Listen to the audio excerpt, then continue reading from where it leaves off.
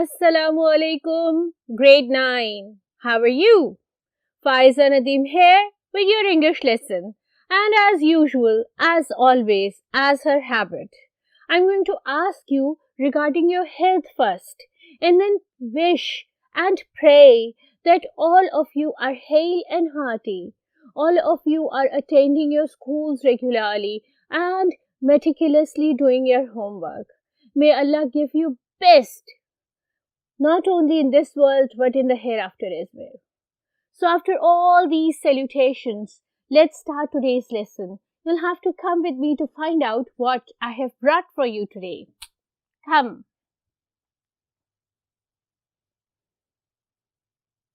जी मेरे बहुत प्यारे बेटा और बहुत प्यारी बिटिया, what is the board telling you?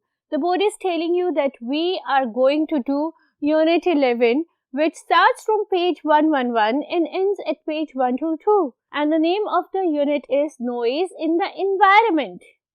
And this unit is all about noise pollution. How noise pollution affects our minds and body. How we are affected by the excessive noise in the atmosphere.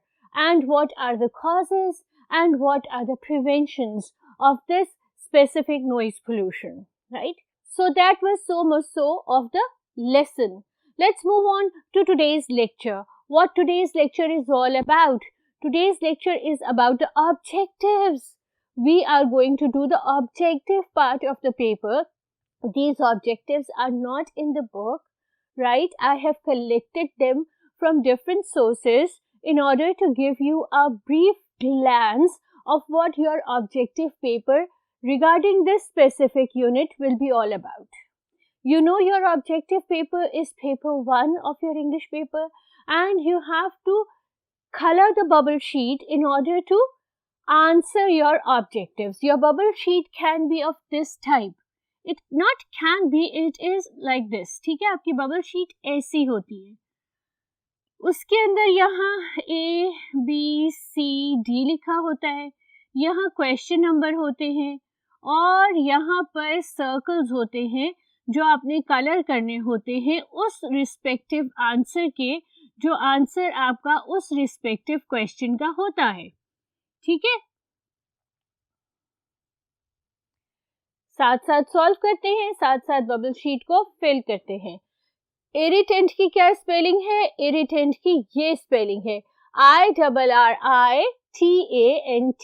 So this is ABCD. ठीक है, हमने D को colour कर दिया. उसके बाद हम आते हैं स्फेयर. स्फेयर की क्या स्पेलिंग है? SPAIR, SPARE, SPEER या SPERE. Sphere is SPARE. ठीक है, ये करेक्ट है. हमने B को कलर कर दिया.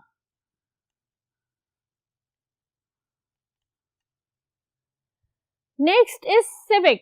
ठीक है, CIVECE, CEVIC, CIVIC या CEIVIC. This civic is the correct answer, right? तो ये आपका C है. लेकिन क्या हुआ? ओहो, मैं तो बहुत जल्दी में थी, मैंने B कलर कर दिया. अब क्या होगा? अब ये होगा कि मैं इसको क्रॉस करूंगी, इसको कलर करूंगी और यूं जब मेरी बबल शीट स्कैन होगी तो वो उसको डिस्क्वालीफाई कर देंगे. तो पहले आपने अपने आंसर बुकलेट पे आंसर्स मार्क करने हैं, फिर बबल शीट को कलर करना है ताकि आप अपने आप को पनिश न दें गलत कलर करके और यूं अपना 1 मार्क्स जो आपको आता था लूज ना करें.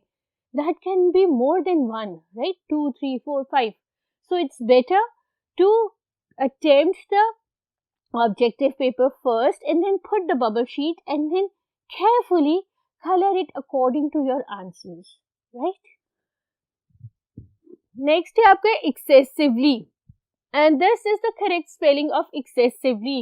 EXCESSIVELY, excessively. Then is decibels, and which decibels is correct? This decibels is correct. Decibels क्या होते हैं? डेसिबल्स वो मेजरमेंट होती है जिसके थ्रू हम साउंड वेव्स को मेजर करते हैं, ठीक है। There are a certain decibels which we can hear, और उस डेसिबल्स को हम according to the sound waves measure करते हैं, नोट करते हैं, ठीक है। Next is vehicles, and this is the correct spelling of vehicles. Vehicles क्या होती हैं? व्हीकल्स होती हैं बेटा गाड़ियां, सवारियां, जो भी इंजन वाली पहियों वाली चीज है ना, वो व्हीकल है, right. Next is environment, and this is the correct spelling of environment. ENVIRONMENT, environment. Next is routine, and this routine is correct. ROUTINE, routine. Believes, BELIEVES, residential, RESIDENTIAL, residential. Discomfort, DISCOMFORT, discomfort. And unwarranted, UNWARRANTED, unwarranted. अब बेटा इन सबको करने का क्या फायदा? मेरा इनको सबको लिखने का, आपको साथ सॉल्व करने का क्या फायदा? इसका फायदा ये है बेटो कि आपके एग्जाम में कम से कम 2 या 3 जो ऑब्जेक्टिव्स होते हैं वो चूज द करेक्ट स्पेलिंग के भी होते हैं, ठीक है। ज़्यादा भी हो सकते हैं, कम भी हो सकते हैं और नहीं भी हो सकते, लेकिन प्रोबेबिलिटी है कि वो होते हैं। और जब वो होते हैं और हमको नहीं आ रहे होते तो इतनी छोटी सी चीज़ पे क्यों मार्क्स लूज करने। मैं आपको ये वर्ड बैंक दे रही हूँ, आप इसको अपने वोकैबुलरी बैंक में लिखो और इसका डिक्टेशन दे दो, बड़े भाई से, छोटे भाई से, मामा से, बाबा से, किसी को भी कह दो, 10 मिनट का काम है। इसमें से मोस्ट ऑफ द स्पेलिंग्स तो आपको ऑलरेडी आती हैं, ठीक है।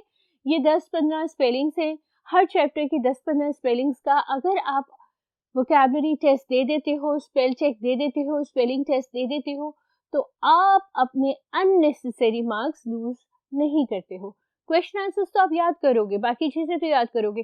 एक स्पेल चेक दे के अगर आपका 89 से 90 मार्क्स हो जाते हैं, 93 से 95 हो जाते हैं, तो what is the point of not doing it? Then let's do it. It's only have game of hardly 10 to 15 minutes, right? So these were 12 spellings. I've brought 14 for you. Let's move on to the rest of the spellings.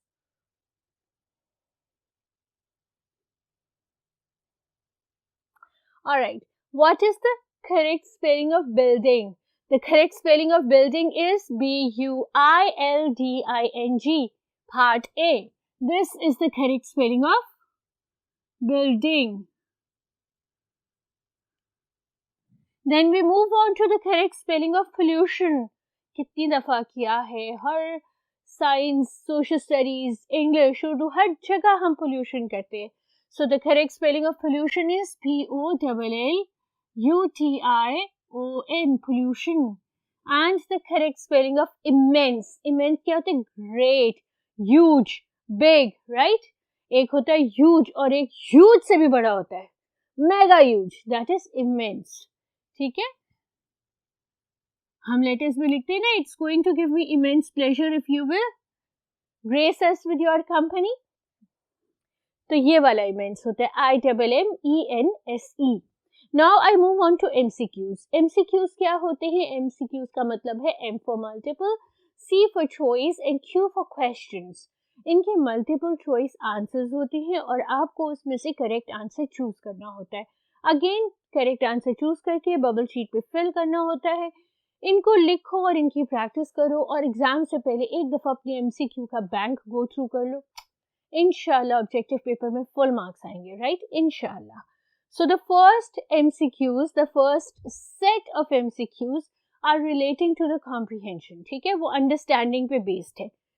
उसके बाद जो next set of MCQs हैं वो grammar based होते हैं। तो पहले comprehension, vocabulary, understanding based MCQs कर लें, then we will move on to the grammar based. Noise emitting vehicles, emitting का क्या मतलब है? इमिटिंग का मतलब होता है गिविंग, टेकिंग, रिएक्टिंग या controlling. Noise controlling vehicles, no, it's noise giving vehicles, ठीक है। जो नॉइस को कॉज करते हैं। द वर्ड डिसरप्ट, डिसरप्ट का क्या मतलब है? मेक इजी, स्मूथ, फैसिलिटेट या डिस्टर्ब। याद रख लो, डी से डिसरप्ट, डी से डिस्टर्ब, ठीक है। Noise pollution disrupts the environment, it disrupts the society, so it's disturb. Expedite, expedite का क्या मतलब होता है? Improve, fast, dull या slow. हमने अपने चैप्टर में पढ़ा था कि नॉइस पोल्यूशन जो है वो मल्टीपल प्रॉब्लम्स को एक्सपीडाइट कर रही है, and then there are multiple things that are expediting the process of noise pollution.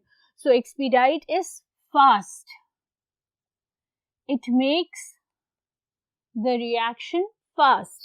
It is a big source of discomfort. Source क्या है? पता है हमें source क्या है. pill नहीं है, pain नहीं है, time नहीं है, means है, ठीक है. A great source of pleasure, a great source of problem, a great source of headache. It's a means, right? Demonstrate का क्या मतलब है? Dictate, show, experiment या text. Demonstrate, your teacher demonstrates your experiments. She demonstrates how to do the experiment.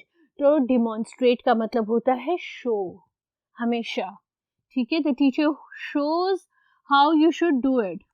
यहाँ पे जो कुकरी shows होते हैं वो क्या करते हैं मसाला टीवी पे?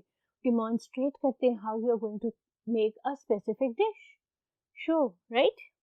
People must develop more awareness about noise pollution. Awareness develop करनी है उन्होंने, ट्रस्ट डेवलप करना है नॉइस पोल्यूशन का, ट्रूथ डेवलप करना है या रियलिटी? उन्होंने नॉइस पोल्यूशन की नॉलेज डेवलप करनी है. They should know what are the causes and what are the effects of noise pollution and how they are going to smooth it down, relax it, decrease it. Okay. Unwarranted honking. Unwarranted honking क्या है? आपकी गाड़ी खड़ी है, आप traffic jam में हो और आपको पता है कि जब ट्रैफिक जैम ऑफ होगा तब ही आप आगे जा सकेंगे, लेकिन आप हॉर्न पे हॉर्न दिए जाए without any reason. That is unwarranted honking. आपको पता है कि traffic warden is there, he is going to resolve the problem. वो अगला बंदा जब तक उसके आगे वाली गाड़ी नहीं मूव करेगी वो नहीं मूव कर सकता. तो what is the point of honking again and again, ठीक है. So that is causing immense. Immense का क्या मतलब है? Small, huge, nothing या pathetic. We know immense is huge. अभी मैंने immense की मीनिंग आपको बताई थी जब मैंने vocabulary की थी, ठीक है. Let's move on.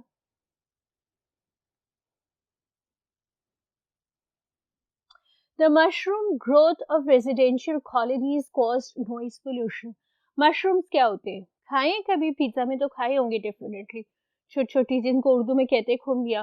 तो ये जो मशरूम ग्रोथ है ना, ये कैसी ग्रोथ है? ये ऐसी ग्रोथ है कि अनप्लान्ड ग्रोथ है, ठीक है. सिटीज में कई दफा ऐसा होता है कि यूं यूं यूं यूं यूं यूं घर बनने शुरू हो जाते हैं.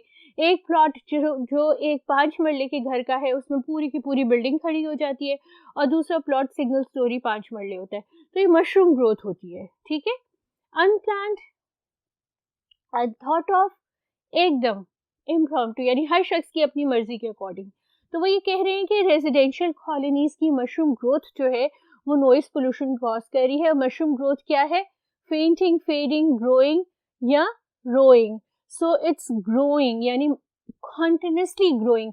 एक जगह जहाँ फंगस लग जाता है कभी वो रुकता है, फैलता चला जाता है. इसी तरह मशरूम्स भी रुकते नहीं हैं, फैलते चले जाते हैं.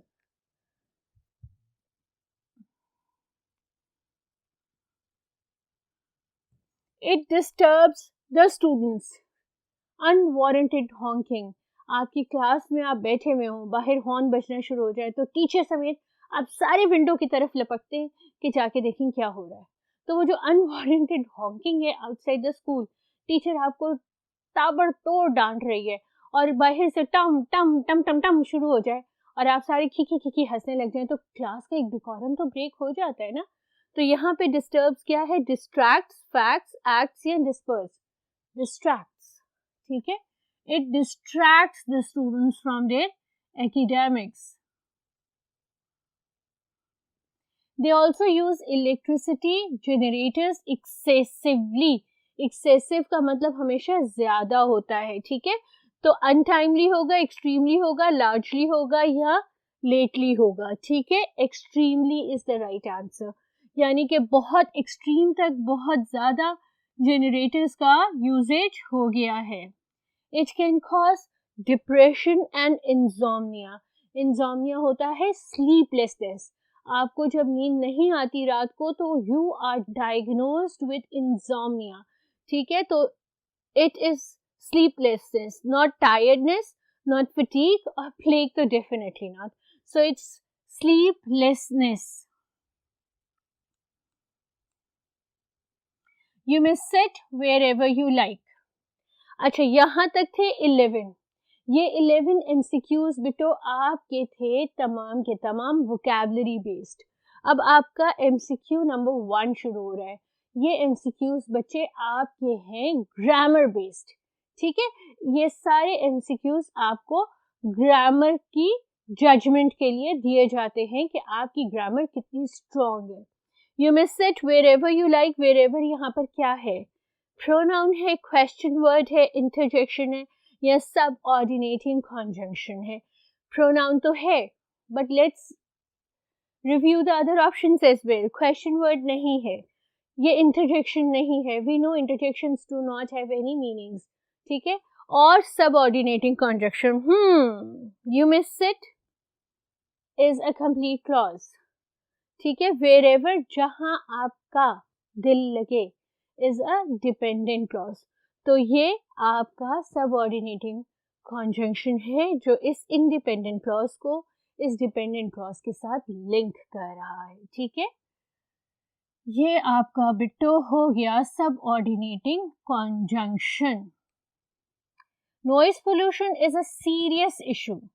सीरियस क्या वर्ड है? कॉन्जंक्शन है, इंटरजेक्शन है, एडजेक्टिव है या प्रपोजिशन है? इशू यहाँ पर बेटा आपका एब्स्ट्रैक्ट नाउन है, ठीक है। इशू को आप सिर्फ महसूस कर सकते हैं, इन्विजन नहीं कर सकते, देख नहीं सकते, छू नहीं सकते, ठीक है। It exists is the name of something but you can not actually touch or feel or look at it. So serious is an adjective that is describing this abstract noun. Unmonitored use cause pollution. Unmonitored क्या है? Unchecked, ठीक है। use क्या है? use यहाँ पर gerund है। ये जो verb है ये noun की तरह act कर रहा है, ठीक है। यानी इस्तेमाल, you are using things is used as a verb, लेकिन क्या चीज? unmonitored use जो pollution को cause कर रहा है, ये gerund है, so it's a noun and thus this turns out to be an adjective.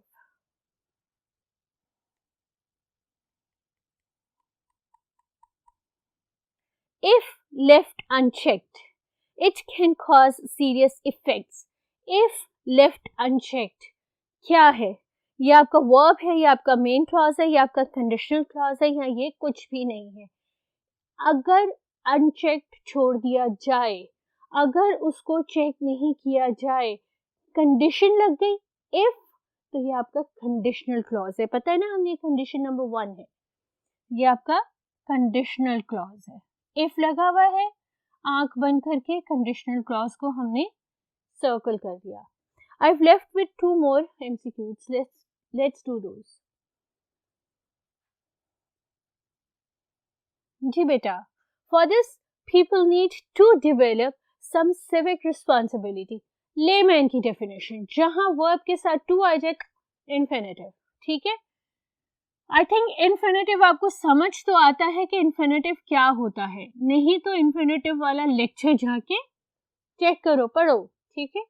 लेकिन एक छोटी सी टिप, जहां वर्ब के साथ टू आए वो इन्फिनेटिव है। Next is use of technology is another source dash noise pollution. Source by noise pollution, source for noise pollution, source with noise pollution या source of noise pollution. Source of noise pollution, ठीक है। हमेशा remember this. कभी कभी कोई चीज जब हम सुन रहे होते हैं ना, तो हमको क्या चीज सुनने में ठीक लगती है, हम कभी कभी अपनी गट फीलिंग पे उस पे चले जाते हैं, और वो अल्हम्दुलिल्लाह रब्बुल आलमीन ने ऐसी गट फीलिंग हमको दी है कि वो 90% करेक्ट होती है। Let's quickly recapitulate today's lesson. आज हमने क्या किया? आज हमने नॉइस पोल्यूशन का ऑब्जेक्टिव पेपर किया, हमने वोकैबलरी बैंक इकट्ठा किया, हमने वोकैबलरी रिलेटेड तमाम एमसीक्यूज किए और ग्रामर रिलेटेड तमाम एमसीक्यूज किए, उनको समझा, उनको सॉल्व किया, और अब आपने उनको अपने वोकैबलरी रजिस्टर में नोट डाउन करना है, ऑब्जेक्टिव रजिस्टर्स में नोट डाउन करना है, और उसको ऐसे अच्छे से अटेम्प्ट करना है कि आपको एग्जाम्स में कोई मुश्किल ना हो। अपना ख्याल रखो, हंसते रहो, खेलते रहो, हेल्दी रहो, स्कूल अटेंड करते रहो, और अपनी सलाद की बहुत फिक्र रखो। सब दुनिया को अपनी दुआओं में याद रखो। फायजा नदीम को इजाज़त दो। जब तक हम दोबारा मिलते हैं तब तक के लिए सायनारा।